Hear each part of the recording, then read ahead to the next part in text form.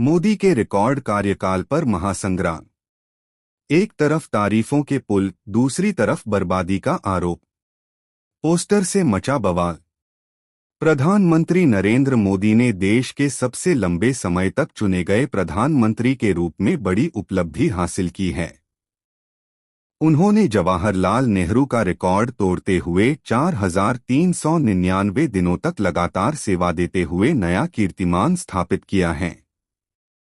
इसी के साथ एनडीए सरकार के भी 12 साल पूरे हो चुके हैं। इस अवसर पर पक्ष उनकी तारीफों के पुल बांधते नहीं थक रहा है, तो दूसरी तरफ विपक्ष मोदी सरकार के कार्यकाल के दौरान पीएम मोदी के कामों को बबार्दी करार दे रहा है।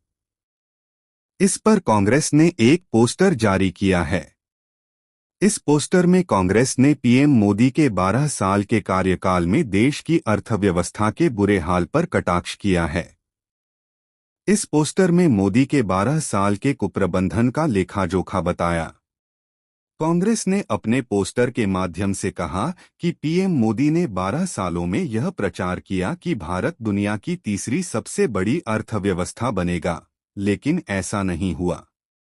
कांग्रेस पार्टी ने जारी किया पोस्टर। कांग्रेस ने कहा कि पिछले 12 सालों में ग्लोबल रैंकिंग में भारत की अर्थव्यवस्था नीचे गिरी है। अमेरिकी डॉलर के मुकाबले रुपया रिकॉर्ड निचले स्तर पर आ गया है और मार्च 2025 तक घरेलू कर्ज के जीडीपी का 41.3% तक पहुंचने का अनुमान है।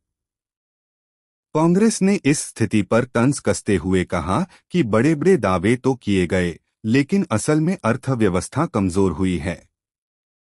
बॉक्स। कांग्रेस नेता इमरान मसूद ने लगाए बर्बादी के आरोप। प्रधानमंत्री नरेंद्र मोदी के भारत के सबसे लंबे समय तक सेवा करने वाले चुने हुए प्रधानमंत्री बनने पर कांग्रेस नेता इमरान मसूद ने कहा, पिछले 12 सालों में इस देश ने बर्बादी के अलावा कुछ नहीं देखा है। किसानों, युवाओं और आम आदमी की बर्बादी, बच्चों से शिक्षा का अधिकार छीन लिया गया, जिससे आम आदमी तक यह सुविधा नहीं पहुंच पाई। भाजपा नेताओं ने दी शुभकामनाएं। इस पर लोकसभा स्पीकर ओम बिरला और केंद्रीय गृह मंत्री अमित शाह ने प्रतिक्रिया दी है।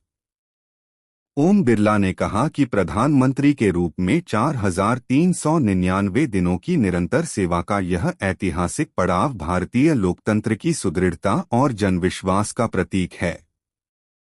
पीएम नरेंद्र मोदी के भारत के सबसे लंबे समय तक प्रधानमंत्री बनने के अवसर पर केंद्रीय मंत्री मनसुख मंडाविया ने तुगलक रोड पर हनुमान मंदिर में पूजा की।